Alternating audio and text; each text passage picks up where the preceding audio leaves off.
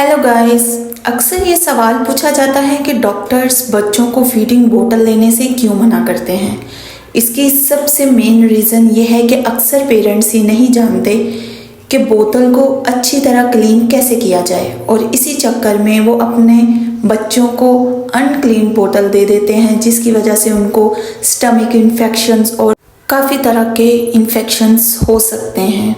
आज की वीडियो में मैं आपको बताऊंगी कि किस तरह से हम बगैर किसी स्टेरिलाइज़र के अपनी फीडिंग बोतल्स को 5 मिनट में स्टेरिलाइज कर सकते हैं। सबसे पहले आपने अपने हाथों को बहुत अच्छे से वॉश कर लेना है। जैसा कि आप देख रहे हैं, यहाँ पे मैंने सिंक को बहुत अच्छे से वॉश कर लिया है। उसके बाद फीडिंग बोतल्स में हल्का सा लिक्विड सोप डालकर उसको ब्रश से अच्छी तरह क्लीन कर लिया है। बोतल्स को अंदर बाहर से ब्रश के साथ क्लीन करने के बाद फीडिंग बोतल्स के ढक्कन को और निप्पल को भी आपने बहुत अच्छे से वॉश कर लेना है। जो निप्पल है वो मेन पार्ट्स हैं हमारी फीडिंग बोतल के, जो बेबी के मुंह में जाता है और इसी निप्पल की वजह से सारे इन्फेक्शंस बेबी को मुंतकिल हो सकते हैं। तो आजकल डायरिया की बहुत ज़्यादा वबा फैली हुई है, स्पेशली इन बेबीज़, और हमारी जो फीडिंग बोतल्स हैं ये डायरिया की मेन काज हो सकती हैं। अगर हम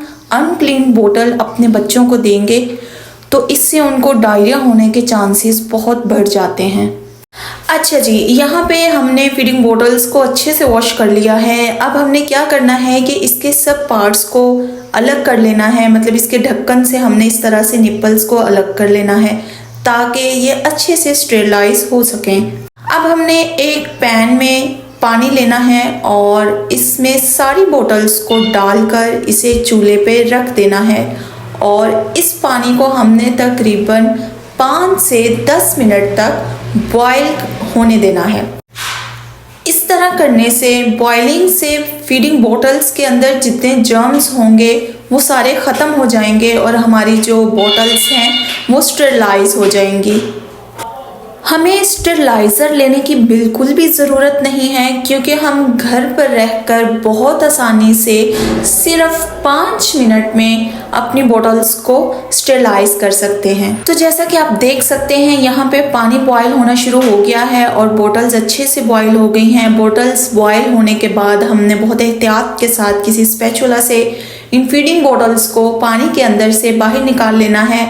यहाँ पे एहतियात बहुत ज़रूरी है क्योंकि पानी भी गर्म है, जिसकी वजह से बोतल्स भी गर्म होंगी। यहाँ पे ये स्टेप बहुत ज़रूरी है क्योंकि बोतल्स को स्टेरिलाइज तो कर लिया है हमने, लेकिन अब इनको हमने जर्म्स से महफूज किस तरह रखना है वो देख सकते हैं आप। हमने यहाँ पे एक क्लीन क्लॉथ ले लिया है और उसके ऊपर फीडिंग बोतल्स को रख कर हमने बोतल्स के सारे पार्ट्स को हमने जोड़कर बोतल्स को अच्छे से बंद कर दिया है।